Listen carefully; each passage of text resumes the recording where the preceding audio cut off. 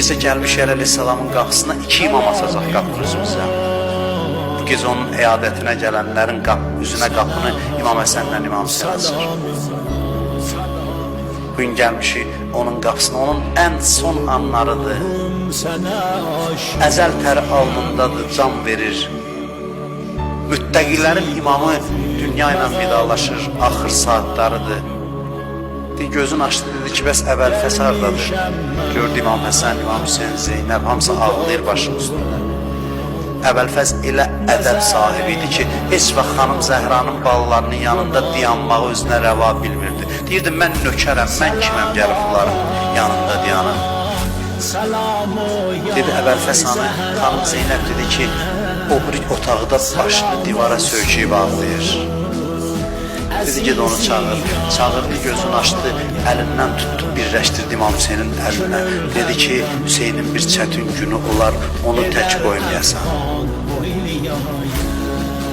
Bundan sonra deyir, hara gedir Hüseyin, düşürdü dalıcan. Nə deyirdi, deyir, can, mövla, ağaz. Bax, belə yanaşırdı öz ağasına. Deyir, yavaş-yavaş özündən gedir Əleyhisselam, birdən gözünü açır. Zəif səslə deyir, Allah, Allah fissalah, namazı sizə tapşırıram. Allah, Allah fil Qur'an, Qur'anı sizə tapşırıram. Sonra yenə özündən gedir, yenə özünə gəlir, deyir, Allah, Allah fi beyti Rabbikum, Allahın evinin ziyarətini sizə tapşırıram. Yenə özündən gedir, yenə özünə gəlir, Allah, Allah fil əytam, yetimləri sizə tapşırıram. Yetimlərdən müğayət olun. Bu gecə Küfənin bütün yetimlərinin gözü yolda qaldı ki, ağa gələcək, ona görə yetimləri tapşırır.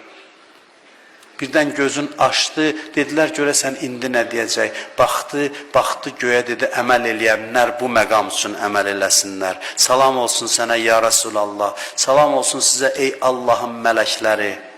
Ondan sonra gördülər, zəif səslə dedi, əşhədü ən la ilahə illallah.